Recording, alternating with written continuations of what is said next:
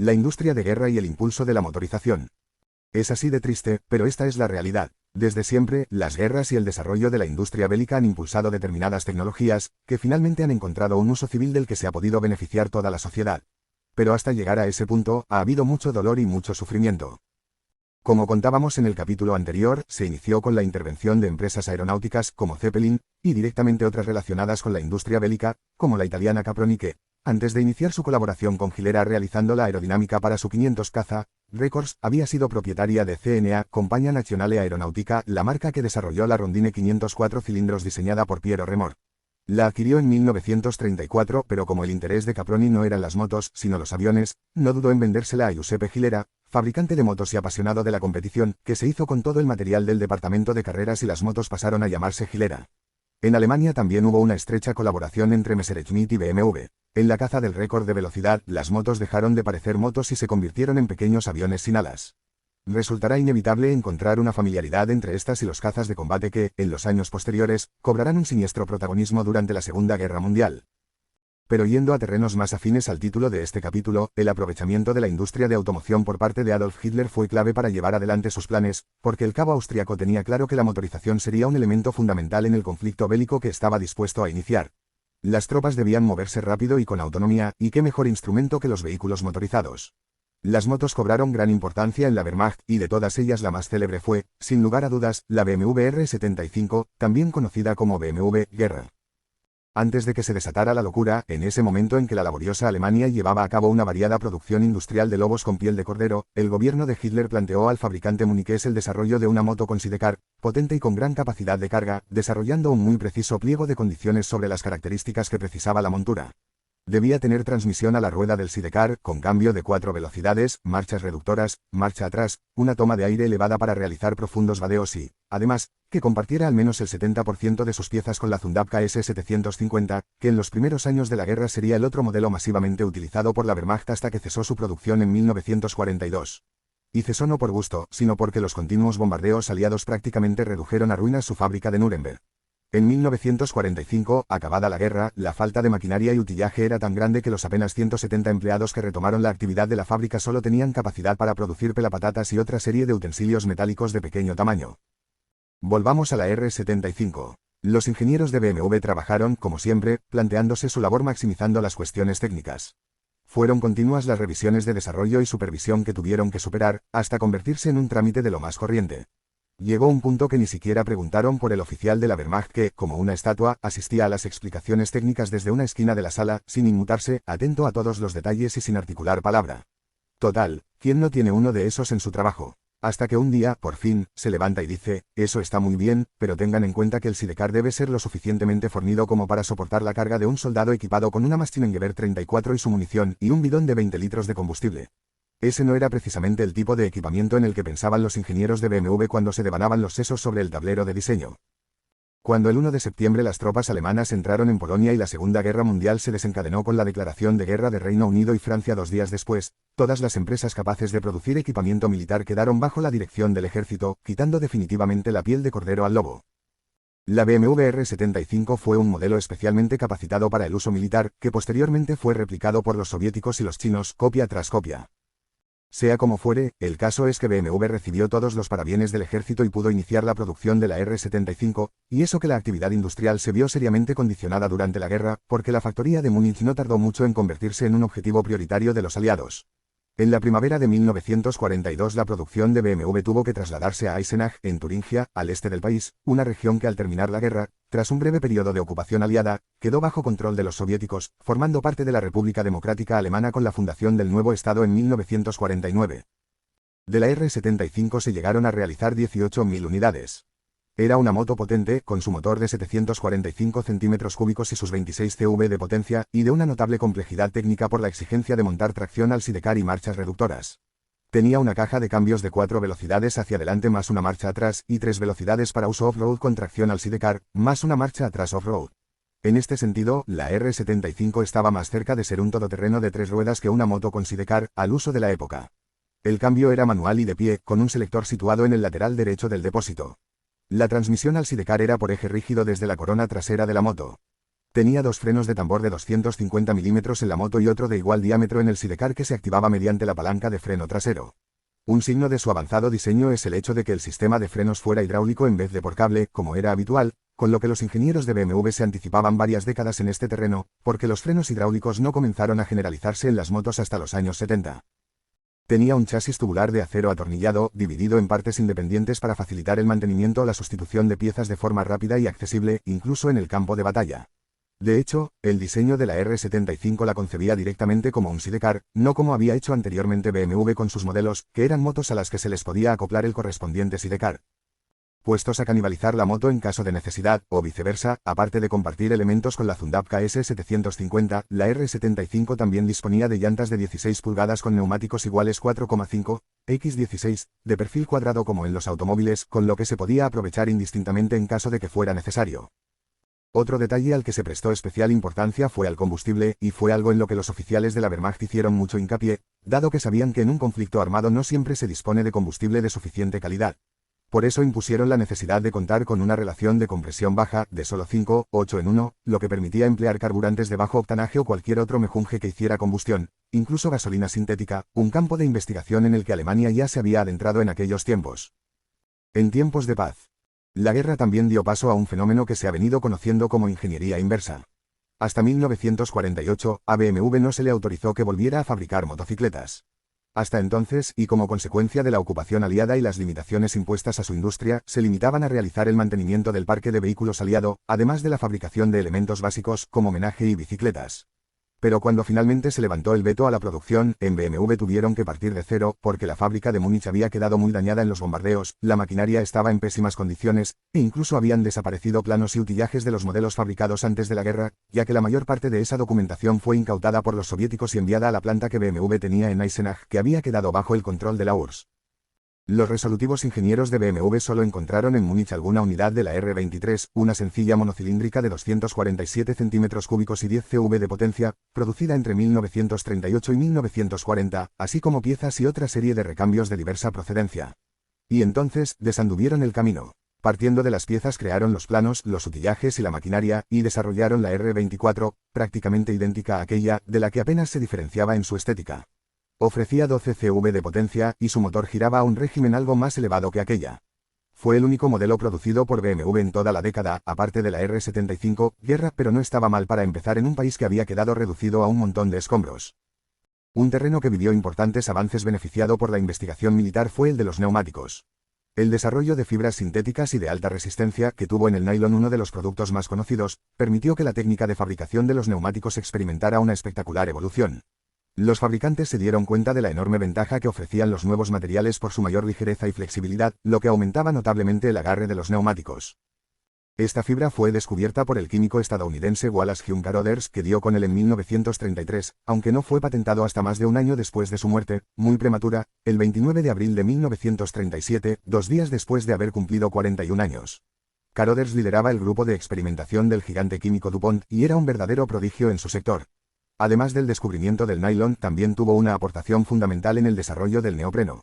Sin embargo, a pesar del éxito alcanzado, Carothers, que arrastraba trastornos depresivos desde muy joven, cayó en un desánimo constante agravado por problemas de índole familiar, como la muerte de su hermana.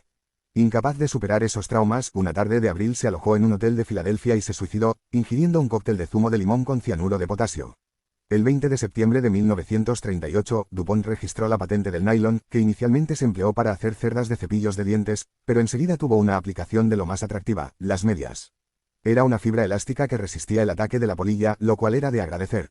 ¡Ay, quién lo hubiera conocido antes! La de zurcidos que se habrían ahorrado las abuelas. Sin embargo, la guerra encontró otra utilidad al nylon. Las medias pasaron a segundo plano y empezaron a escasear, salvo que formaras parte del ejército estadounidense destinado en Europa, cuyos soldados parecían tener acceso a este producto, que empleaban con frecuencia como moneda de cambio en todo tipo de transacciones. Y hasta ahí puedo leer. El nylon comenzó a emplearse para confeccionar paracaídas y cordaje, y se perfeccionó durante la guerra hasta convertirse en una fibra de múltiples aplicaciones con la llegada de la paz. Hasta ese momento, el algodón constituía el principal elemento estructural de los neumáticos, y se hacían necesarias varias capas de algodón para crear las lonas que formaban la estructura del neumático.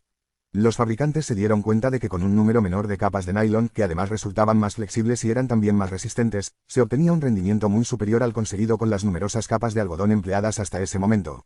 Los fabricantes británicos, con Dunlop a la cabeza, y también Avon, enseguida comenzaron a emplear estas nuevas fibras. Si en 1949 el algodón estaba presente en el 51% de los neumáticos fabricados en Reino Unido, 5 años después solo se empleaba en un 15% de la producción. Todo eran ventajas. Además, al ser el nylon más resistente, también se pudo emplear menos goma en la fabricación del neumático, y así este alcanzaba una temperatura de trabajo más baja, generando menos calor y mejorando también la presión de inflado. Eso permitió aumentar la superficie de contacto con el suelo entre un 10 y un 15%, lo que supuso mayor eficiencia y seguridad. Gracias al caucho sintético desarrollado con las nuevas fibras, se consiguieron crear neumáticos de mejor agarre. El prestigioso ingeniero de carreras Kevin Cameron lo explica con precisión en su libro Las motos de Gran Premio. Dunlop podría entonces darse el lujo de aumentar el empleo de goma sintética, SBR, como elemento constituyente de las bandas de rodadura de sus neumáticos, a pesar de que su mayor fricción interna, histéresis, producía mayor calentamiento en marcha que la goma natural, número. El caucho natural es muy elástico cuando lo deformas aplicando cierta energía. Este tipo de goma libera de nuevo una gran parte de esta energía, y el resto se convierte en calor interno. El caucho sintético, por el contrario, devuelve mucho menos de esa energía reflejada y por tanto genera más calor. Ese aumento de la histéresis hacía entonces posible aumentar enormemente el agarre en mojado. Peenemünde, la fábrica del mal. La vida tiene estos contrastes. Nadie se imagina que unas sencillas medias hayan podido contribuir de forma significativa a la seguridad vial sobre dos ruedas, como seguramente tampoco asocian la devastación provocada por las bombas volantes V1 y V2 alemanas con el avance de la industria motociclista. Pero así ha sido.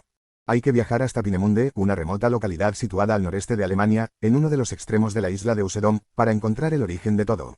A este lugar se lo puede considerar como la fábrica del mal, porque allí instaló el gobierno alemán un centro de investigación en 1937, donde concentró a los mejores ingenieros del ramo de la aeronáutica, la física y las matemáticas, nobles materias tomadas de manera individual, hasta que se combinan con la malicia, la perversión y la ambición del régimen nazi de Adolf Hitler.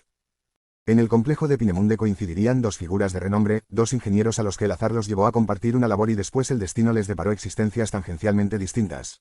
En tiempo de paz, Wernher von Braun se consagró como padre de la carrera espacial estadounidense, y Walter Kaaden se convirtió en el impulsor del motor de dos tiempos moderno. Pero en aquellos días oscuros de la guerra, ambos trabajaron al servicio del mal, creando dolor y sufrimiento. Por más que en su ánimo estuviera la noble idea de desarrollar las tecnologías más avanzadas de su tiempo, fueron plenamente conscientes de que esos cohetes y esos motores que ellos diseñaban estaban destinados a enviar explosivos letales a cientos de kilómetros para sembrar la muerte y la devastación. Von Braun nació en 1912 en el seno de una aristocrática familia prusiana. Su padre llegó a ser ministro durante la República de Weimar. Siempre fue un apasionado de la ciencia, devoraba las novelas de Julio Verne, y cuando su madre le regaló un pequeño telescopio, su afición por la astronomía y el espacio se desbordó. No dudó en orientar su formación hacia los estudios científicos. Se graduó en Ingeniería Mecánica en el Instituto Politécnico de Berlín, obteniendo el doctorado en Física en 1934. Para entonces llevaba ya unos años formando parte de la Verein für Raumfahrt, algo así como la Sociedad para el Desarrollo de Cohetes de Alemania. Su tesis doctoral captó la atención del gobierno nazi. Von Braun había desarrollado conceptos que despertaron el interés de los jerarcas por su posible aplicación militar en un campo que ninguna otra nación había explorado hasta ese momento, y se decidió mantener parte de esa tesis doctoral como materia clasificada para que no fuera de dominio público. El gobierno integró a von Braun en sus programas militares, iniciando una confusa relación. No llegó a formar parte del partido nazi hasta 1937, y evidentemente era consciente de lo que suponían sus conocimientos y los avances armamentísticos que el ejército alemán iba a conseguir, pero al mismo tiempo estuvo siempre bajo sospecha por su escasa significación política en determinados momentos. Kaaden nació en Sajonia, en 1919. Era hijo del chofer privado de Karl Hahn, jefe de ventas de DKW, que en aquellos años era una de las principales marcas de automoción de Alemania, líder en el sector motociclista. Esta circunstancia le permitió acompañar a su padre a la inauguración del circuito de Nürburgring en 1927, la instalación más moderna y completa del mundo del motor en ese momento. Quizás ese día algo despertó en el pequeño Walter, aunque ni él mismo podía llegar a imaginar la vinculación que alcanzaría 30 años después con el mundo motociclista. Su inquietud por la tecnología le llevó a ingresar en la Academia Técnica de Chemnitz, no lejos de donde se encuentra el actual circuito de Sachsenring. Chemnitz era el corazón de la industria de automoción alemana, y en esa área se concentraban al menos 16 fabricantes, con el grupo Auto Union a la cabeza. Lógicamente, Kaaden vivió el auge del partido nazi con la naturalidad con la que un niño asume las cosas. Como cualquier otro muchacho, se incorporó a las Hitlerjugend, Juventudes Hitlerianas, como parte obligada de su formación, y prosiguió sus estudios hasta su graduación como ingeniero técnico. En 1940, Kaaden empezó a trabajar en la aeronáutica Henschel en Berlín. Su talento permitió que enseguida fuera promovido a un puesto de ingeniero en Peenemünde, donde coincidiría con von Braun. La pequeña isla de Usedom, en el mar Báltico, alojaba el centro de producción de las terribles bombas volantes V-1 y V-2, esos engendros volantes que durante la primera etapa de la Segunda Guerra Mundial fueron lanzados sobre Londres y Amberes, principalmente. No hay evidencia de que von Braun y Kaaden trabajaran en proyectos comunes, aunque von Braun era la cabeza visible de la organización y estaba al tanto de los proyectos allí desarrollados. Kaaden formó parte del equipo de desarrollo del primer misil balístico de la historia, el HS-293, y posteriormente trabajó en el Messerschmitt M262, el primer reactor de combate, mientras que von Braun se encontraba ya centrado en el desarrollo de la V-2, con el objetivo de aumentar su rango de vuelo y permitir su uso como misil intercontinental. El destino. Estados Unidos, por supuesto. Werner von Braun impulsó el desarrollo de las bombas volantes alemanas y fue clave posteriormente en la carrera espacial estadounidense. Informes de espías estadounidenses en Suiza señalaban la existencia de frecuentes transportes de agua pesada, componente esencial para la fabricación de la bomba atómica, con destino a Peenemünde, con lo que los aliados planearon un ataque masivo sobre la zona. Previamente, el 27 de febrero de 1943, la conocida como Operación Telemark, realizada por un comando de la resistencia noruega entrenado por fuerzas británicas, permitió destruir la fábrica Norsk Hydro, en Noruega, que era uno de los principales suministradores de agua pesada al régimen nazi. El 18 de julio de 1943, 600 bombarderos de la RAF lanzaron 2.000 toneladas de bombas sobre el complejo de Peenemünde, buscando no solo arrasar las instalaciones, sino aniquilar a los ingenieros alemanes, el cuerpo de élite de la industria armamentística nazi. Murieron cientos de alemanes y prisioneros polacos empleados como mano de obra, pero Kaaden y von Braun sobrevivieron y prosiguieron sus trabajos en Mittelwerk, en un túnel horadado en las montañas. Para entonces, el curso de la guerra seguía y los ingenieros eran conscientes del destino que los esperaba. Los aliados habían iniciado una carrera a todo gas cuya meta era Berlín. Los que querían ser liberados rezaban con todas sus fuerzas para que británicos y estadounidenses llegaran antes que los soviéticos. Von Braun, que ya había protagonizado algún episodio de rebeldía frente a sus mandos nazis, estaba decidido a rendirse a las tropas norteamericanas. No fue casual. Desde la Oficina de Servicios Secretos de Estados Unidos, precursora de la CIA, dirigida por Allen Dulles, ya se había iniciado un proceso de selección de talentos para enviarlos a Estados Unidos. Dulles era abogado de Prescott Bush, padre de George Bush y abuelo de George W. Bush, expresidentes republicanos de Estados Unidos, un multimillonario empresario, cuya corporación mantuvo negocios con el régimen nazi durante la Segunda Guerra Mundial, siendo socio de Fritz Thyssen, uno de los soportes financieros del régimen de Hitler. Suponemos a Bush fervoroso cristiano, inspirado por las palabras del Evangelio, Mateo 6,3, que no sepa tu mano izquierda lo que hace tu derecha. Es decir, que mientras buena parte de la juventud norteamericana daba su vida en las playas y los campos de Europa, Bush no tenía reparos en hacer negocios a costa de esas vidas. American Way of Life, por supuesto. Y luego, los votantes norteamericanos le premiaron con un asiento en el Capitolio como senador por Connecticut en 1952. Dulles estaba al tanto de los amplios conocimientos de von Braun y poco le importó que los trabajos del ingeniero alemán hubieran puesto en la diana a Estados Unidos, ni que, como responsable del desarrollo de semejante armamento, debería haber hecho frente al juicio al que serían sometidos muchos otros miembros del ejército alemán. Von Braun fue adscrito a las SS en 1940, con similares responsabilidades. Von Braun, no, de este podemos sacar provecho, debió de pensar Dulles. Así dio comienzo a la Operación Paperclip, que logró el traslado de más de 700 científicos alemanes a Estados Unidos sin visado y sin conocimiento del Departamento de Estado. Al mismo tiempo, desde la Unión Soviética se desarrollaba la Operación Osoaviakim, con similares propósitos, aunque en este caso orientada hacia la investigación nuclear, para contrarrestar el proyecto Manhattan, que daría lugar a la primera bomba atómica norteamericana. El grupo de von Braun llegó a ofrecer a Kaaden la posibilidad de unirse a ellos y viajar a Estados Unidos, pero él no tenía intención de irse. Tenía esposa y 2 hijos esperándole en Sopau, pero la ciudad había caído ya bajo dominio soviético. La decisión personal que cada uno tomó en mayo de 1945 marcaría su destino. Mientras von Braun huía con los suyos a través de los Alpes austriacos para rendirse a las tropas norteamericanas, Kaaden intentó llegar a casa, permaneciendo escondido en una granja durante algún tiempo. Tuvo la fortuna de ser capturado por los aliados, que lo confinaron en el campo 90, en Bad Kreuznach, bajo control soviético. Consiguió evitar que descubrieran su elevada cualificación, evitando a los cazatalentos de la Operación Osoaviakim, y cuando fue liberado logró llegar a su casa en Sopau, donde estuvo semanas sin salir por temor a que los soviéticos lo descubrieran y lo enviaran a un campo de prisioneros, una situación que, por lo general, te acercaba irremisiblemente a Siberia. Kaaden y su familia pasaron penurias. Sobrevivían a base de patatas y robando comida, una vida de miseria que contrastaba con el plácido emplazamiento de von Braun en Estados Unidos, agasajado y con todas las facilidades a su alcance para proseguir con sus investigaciones, afortunadamente acomodado en una residencia en Fort Bliss, Texas, una base militar perdida al borde de la frontera con México, que seguramente no era el lugar más agradable del mundo, pero, vistas las perspectivas en 1945, no se podía pedir mucho más. A Von Braun se debe el éxito de Estados Unidos en la carrera espacial, mientras que Kaaden es, a decir de todos, el padre del motor de dos tiempos moderno, sobre el que se cimentó la tecnología clave del motociclismo durante casi 5 décadas. Todavía hoy, en determinadas disciplinas, los ligeros y potentes motores de dos tiempos siguen rugiendo en la competición motociclista, mostrando una potencia específica superior a los complejos y eficaces motores de válvulas. Cuando la presión del ejército soviético sobre la población alemana se relajó, Kaaden comenzó a pensar en su futuro. Se le ocurrió poner en marcha una empresa de reparación de tejados con un amigo, una idea acertada dado el precario estado en que habían quedado la mayoría de las casas por culpa de los bombardeos. Sus sueños de ingeniero quedaban aparcados. La fábrica de KW seguía en pie. Sus tejados verdes, semiocultos entre los árboles, la protegieron de las bombas de la RAF, pero su contenido había sido saqueado como botín de guerra por los soviéticos, que desensamblaron la planta de producción y la enviaron a una factoría en Isevska, 1000 kilómetros al este de Moscú. Los aliados no fueron más clementes, pues se repartieron lo mejor de la industria alemana de la época. Las NSU sobrealimentadas fueron enviadas a la fábrica Indian de Massachusetts. BSA y Harley Davidson se apropiaron del diseño de la DKW RT-125 para crear sus motos ligeras Bantam y Hummer, respectivamente, y Norton intentó hacerse con las BMW Compresor, pero gracias al empeño de George Meyer, el gran campeón de los años 30, no lo logró. En 1949 se creó la República Democrática Alemana, un estado satélite soviético. En menos de un lustro, los alemanes del este pasaban de vivir en la paranoia hitleriana a verse atrapados bajo la dictadura del régimen soviético, que en la RDA alcanzó niveles de demencia colosales.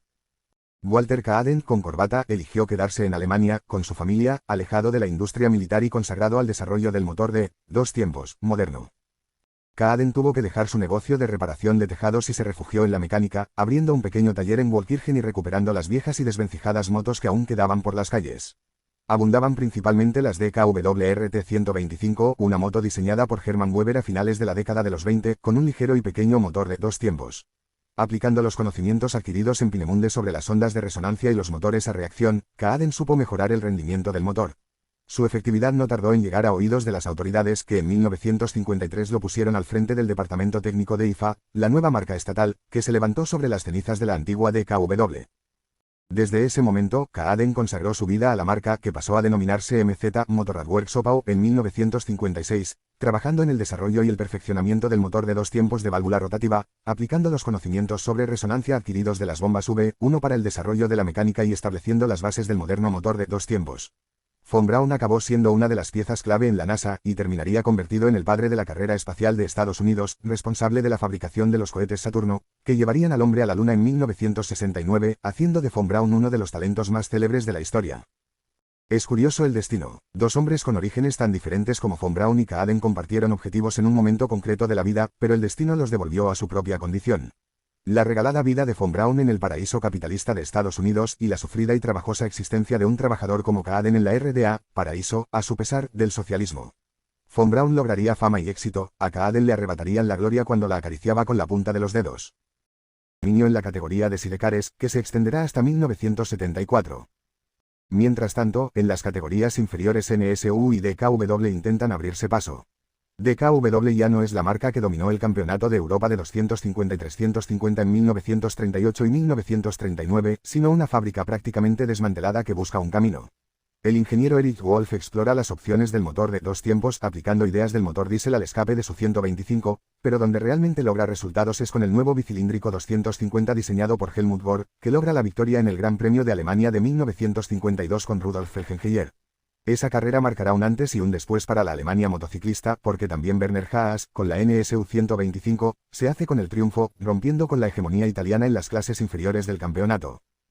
NSU ganará el Mundial de 125 con Haas en 1953 y con el austríaco Rupert Hoyhaus al año siguiente, con el triste destino de convertirse en el primer campeón póstumo de la historia del campeonato, ya que falleció durante el Gran Premio de las Naciones, en Monza. Además de ganar en 125 el año anterior, Haas se impuso también en 250 y sumó un segundo título en 1954, y en 1955 Hermann Pollmüller, un antiguo competidor de motociclismo y automovilismo en los años 30, se hizo con la corona de 250 esa temporada, a la edad de 45 años, convirtiéndose en el campeón más veterano de la historia del campeonato. Y, sorprendentemente, después de haber alcanzado el máximo nivel, tanto NSU como DKW dejaron el campeonato, aunque algunas de sus motos siguieron estando presentes en manos de pilotos privados. Italia volvió a reinar de nuevo. En 1956, BMW hizo una firme apuesta por el Mundial de 500. Decidió dotar a la Rennsport de un carenado integral y contrató al ex campeón del mundo Fergus Anderson para colaborar en su desarrollo. Anderson, que se había retirado 2 años antes, contaba ya con 47 años, pero no dudó en regresar a los circuitos. El arranque de la temporada resultó desolador para BMW. El 20 de abril, durante las primeras pruebas de su nuevo sidecar en Hockenheim, los campeones reinantes Willy Faust y Karl Remert sufren un accidente que se cobra la vida de Remert y aparta definitivamente de la competición a Faust. 2 semanas después, Anderson fallece en la carrera internacional de Florefe, Bélgica, tras haber dado muestras de la eficacia de la nueva Rennsport 500 en un par de carreras internacionales disputadas con anterioridad. Hildebrand, Grünwald, campeones del mundo en sidecar en 1957, a quienes les aguardó un destino trágico en el Gran Premio de Bilbao de ese año. En la fábrica se viven sentimientos encontrados. Moralmente hundidos por la tragedia, al mismo tiempo comprueban la competitividad de la nueva Rennsport. Se decide no dar marcha atrás. Además de consolidar el equipo de fábrica con Seller, se desarrolla una corta serie de motos para pilotos privados que acogen con entusiasmo la nueva montura, que se presenta como una alternativa viable a las inalcanzables Gilera, MV Agusta y Moto Guzzi. El buen rendimiento de la Rennsport en manos de Seller le permitió alcanzar el subcampeonato de 500. Nunca una BMW había llegado tan alto. Y en sidecares continúa su racha exitosa con Noel Kron. En 1957, sin embargo, BMW reduce sus esfuerzos, centrándose solo en Seller. Este mantiene su buen nivel con un par de podios, pero abandona la competición de forma súbita tras el fallecimiento de su hermano. Fue otro año duro para la marca. Semanas después de coronarse campeones del mundo de sidecares, Fritz Hildebrand falleció en los entrenamientos del Gran Premio de Bilbao, quedando Manfred Grünwald seriamente herido. MV Agusta se queda con todo. En esos momentos, la industria motociclista italiana era el núcleo fundamental del campeonato del mundo de velocidad. La hegemonía británica era cosa del pasado, aunque los pilotos ingleses seguían teniendo un peso muy importante en la competición, y Alemania no acababa de recuperar el empuje y la presencia que alcanzó en el periodo de entreguerras. Así que el mundial se sostenía prácticamente gracias a los fabricantes transalpinos, Gilera, Moto Guzzi, Mondial, MV Agusta y, en menor medida, Ducati. El arranque de la temporada estuvo marcado por una accidentada edición de la Copa de Oro Shell, en Imola, donde Bill Lomas y Geoff Duke, los grandes dominadores en las categorías de 350 y 500, respectivamente, sufrieron sendos accidentes que les condicionaron para el resto del campeonato.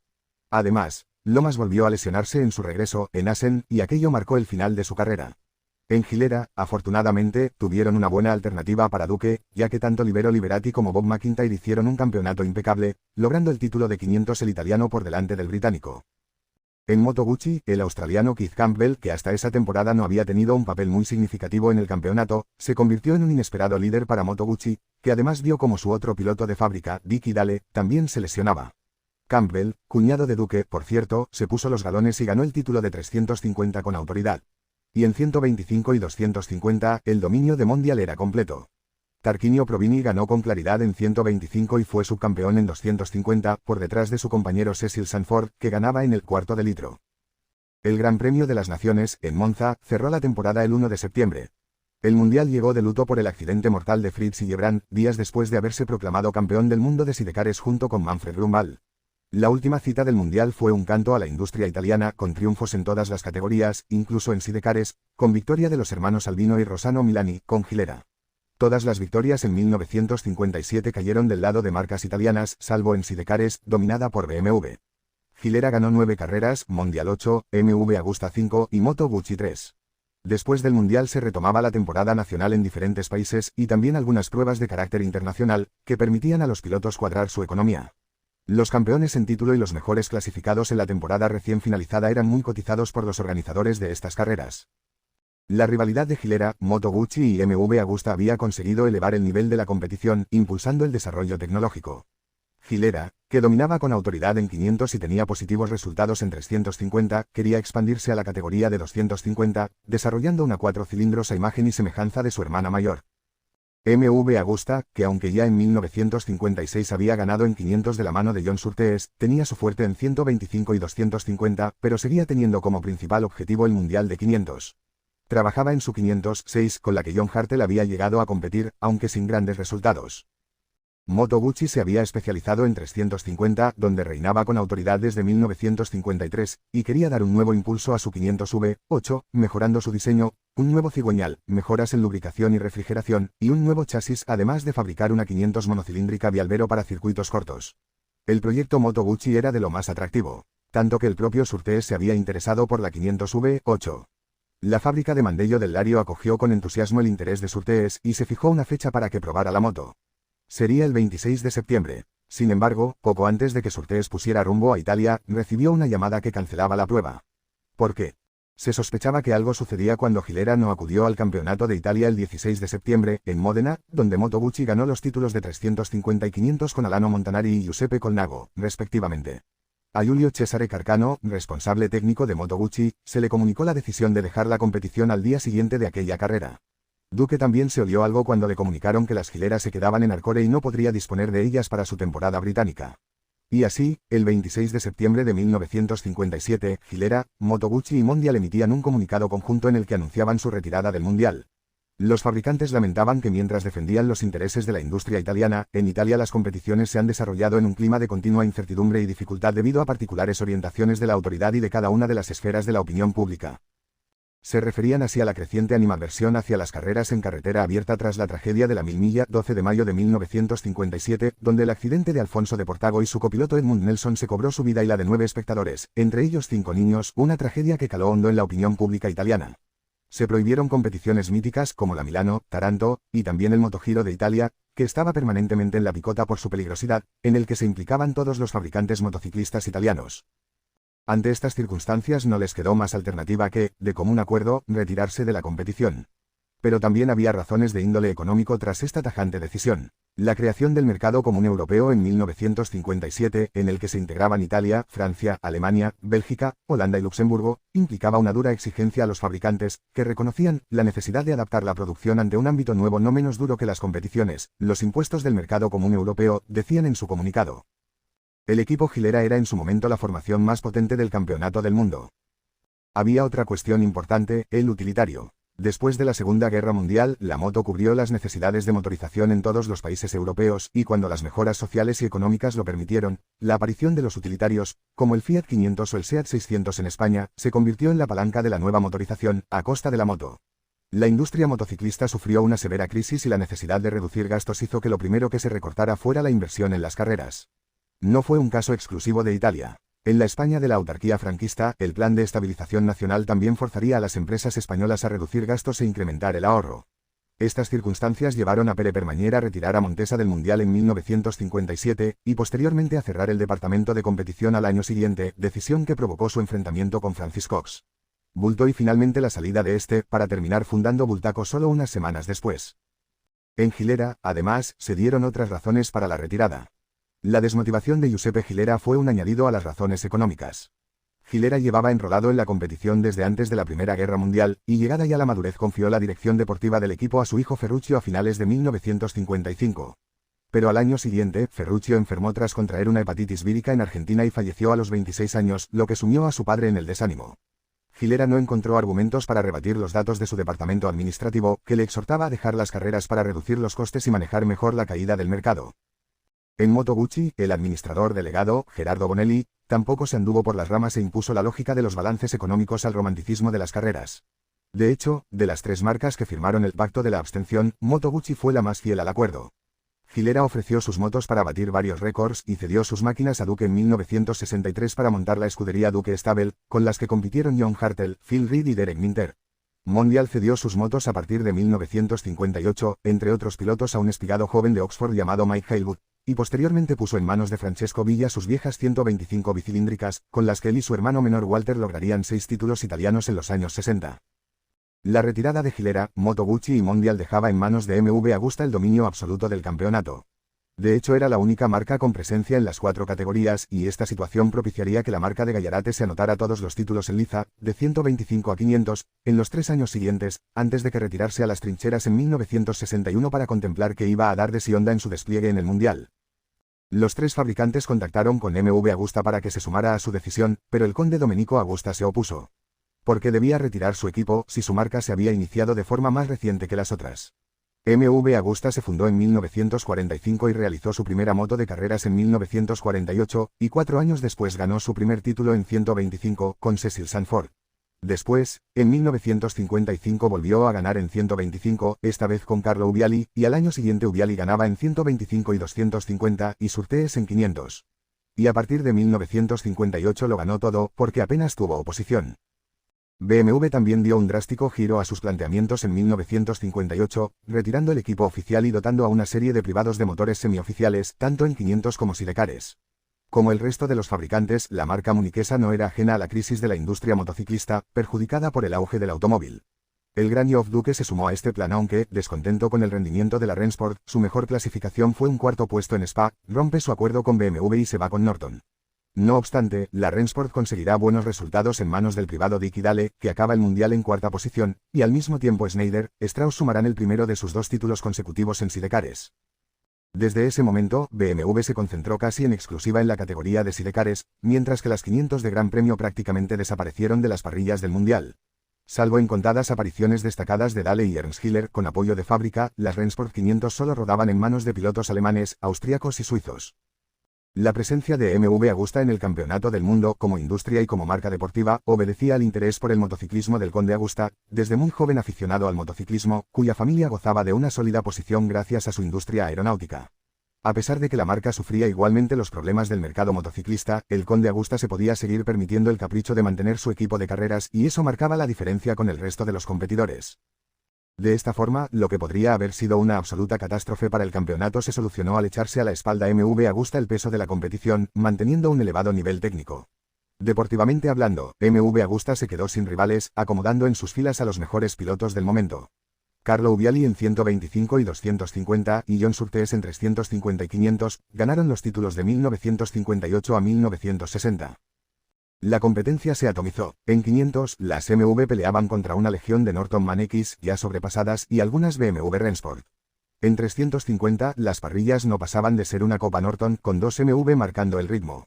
Y en 125 y 250, MZ plantaba cara con sus motores de 2 tiempos con excelentes resultados, y también Ducati ofreció resistencia en 125, pero el resto de la inscripción se completaba con una suerte variada de NSU, Adler, Morini, DKW y Mondial privadas de diferente procedencia y nivel.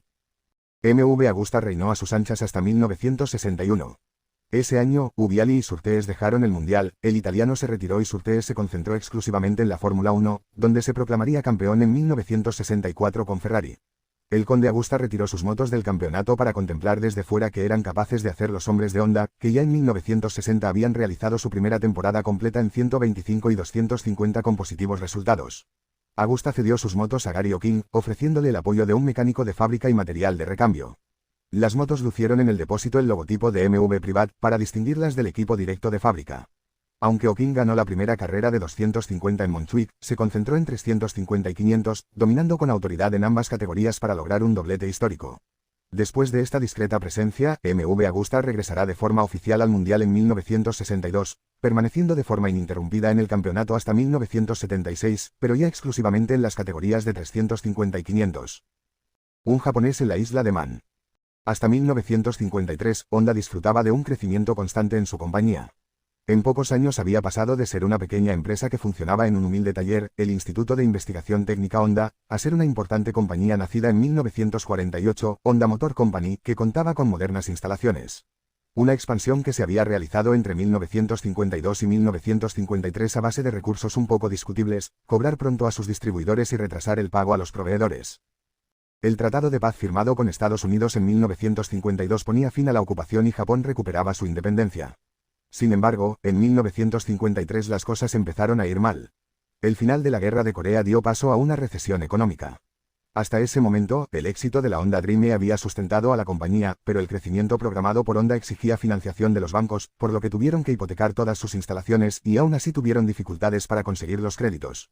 En 1954 los problemas empezaron a llegar de los compradores que no estaban satisfechos con los cambios realizados en la Dream. El motor pasó de 200 a 225 centímetros cúbicos, empleando la base mecánica original de 146 centímetros cúbicos. Y el resultado no fue bueno. Llegó un momento en que Takeo Fujisawa, la mano derecha de Soichiro Honda y responsable comercial de la empresa, llegó a plantear declararse en quiebra. En medio de esa vorágine de días sin dormir para los directivos, con Fujisawa haciendo juegos malabares con banqueros, proveedores y sindicatos, Honda había tomado la decisión de enviar una moto a la carrera internacional de Sao Paulo. Aquella sería la primera competición internacional de la marca. Las carreras en Japón estaban muy limitadas en aquella época. Soichiro Honda, al que siempre le fascinaron las competiciones, concibió su participación en las carreras como la mejor forma de llevar al límite sus productos y comprobar su rendimiento. Como vemos, esa forma de pensar era muy común entre los fabricantes de la época. En noviembre de 1953 alineó varias de sus Dream en la carrera Sapporo-Kagoshima, una prueba de resistencia de 2.700 kilómetros de recorrido por carreteras descarnadas y caminos de roca volcánica. En febrero de 1954 envió un equipo a la carrera internacional de Sao Paulo, Brasil, que formaba parte de la celebración del 400 aniversario de la fundación de la ciudad.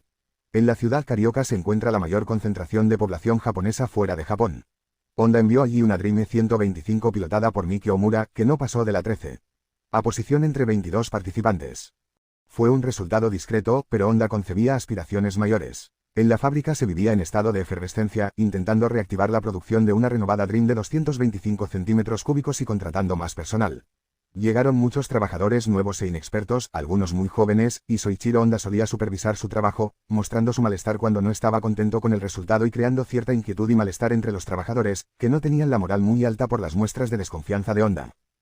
En mayo, Honda anunció su intención de llevar en 1955 un equipo a la isla de Man, para competir en el Tourist Trophy contra los mejores fabricantes mundiales. Aquello sirvió de incentivo. Tras la guerra, la moral del país estaba muy baja por las humillantes condiciones de rendición impuestas a Japón. Fue una motivación para toda la compañía el simple hecho de que una Honda representara a Japón frente a otros países. Soichiro Honda encomendó a dos jóvenes ingenieros, Tadashi Kume y Kinyo Shimura, realizar el proyecto de la nueva moto. Fue una decisión inusual para una compañía de Japón, donde por lo general se respeta escrupulosamente la antigüedad y la categoría, aunque eso parecía importarle poco a Soichiro Honda, como demostrará a lo largo de la historia, encomendando proyectos nuevos a jóvenes ingenieros, como sucedería una década después con Soichiro Irimajiri, autor de algunos de los diseños más embriagadores de la ingeniería motociclista. Honda y Fujisawa viajaron a la isla de Man en junio de 1955, donde quedaron sorprendidos por el nivel de la competencia.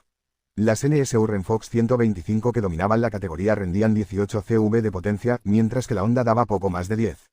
Pero Honda no se desmoralizó. Adquirió cadenas Reynolds, neumáticos Avon, carburadores del Orto y bujías Champion, así como utilería diversa, por un valor de 450 millones de yenes de la época, una verdadera fortuna, y regresó a Japón, a seguir trabajando con la determinación de hacer una moto suficientemente competitiva. En 1956 Honda recibió un inesperado regalo, el conde Boselli, propietario de Mondial, le cedió una de sus 125, una de las motos más competitivas de la categoría en aquella época. Tarquinio Provini ganaría el Mundial en 1957. Honda solicitó un estudio de materiales a un instituto industrial japonés, descubriendo una elevada calidad en los mismos, especialmente el aluminio, que hasta la década de los años 60 no sería posible obtener en Japón. Honda decidió trabajar en motores bicilíndricos que pudieran girar a regímenes más altos y apostó por decisiones audaces, como el aligeramiento de algunas piezas. Por ejemplo, obligó a rediseñar las bielas que habían sobredimensionado para aguantar un mayor régimen de giro, apoyándose en un proverbio japonés: un árbol grande no puede resistir la fuerza de los vientos, pero un bambú delgado y flexible sí puede hacerlo. Trabajaron durante 2 años en sus motos, al tiempo que competían en las carreras japonesas de la época, cuyo desarrollo tenía poco que ver con los grandes premios que se corrían en Europa. La Summer Race, o la subida al monte Fuji, eran completamente diferentes a los rapidísimos circuitos europeos de la época. Honda cosechó sus primeros éxitos en estas carreras y poco a poco fue perfeccionando su moto. Ya entonces se reveló el carácter de la marca, impreso por el impulso y la determinación de Honda. El piloto es tan importante como la máquina. Sin un piloto de primera fila, seguiríamos sin poder ganar la carrera. Teníamos que hacer una moto tan buena que pudiera ganar incluso sin un gran piloto, llegó a decir. En 1959, por fin, Honda tiene todo a punto para debutar en el Mundial. Habían perfeccionado su diseño con la experiencia adquirida en la Summer Race, una carrera en la que, en 1958, se impuso un piloto que resultará crucial para la entrada de Honda en el campeonato, el norteamericano Bill Hunt, que serviría de cicerone a los pilotos japoneses en su primera salida fuera de Japón. Honda envió un equipo de 5 pilotos, con Hunt al frente, junto a Junzo Suzuki, Yuichi Suzuki, Naomi Taniguchi y Teisuke Tanaka. Otro miembro del equipo, Kunihiko Akiyama, había muerto en abril en un accidente mientras rodaba un documental en Japón. Tanaka se incorporó a última hora para sustituir al fallecido Akiyama y tuvo que correr con una versión más antigua, RC141.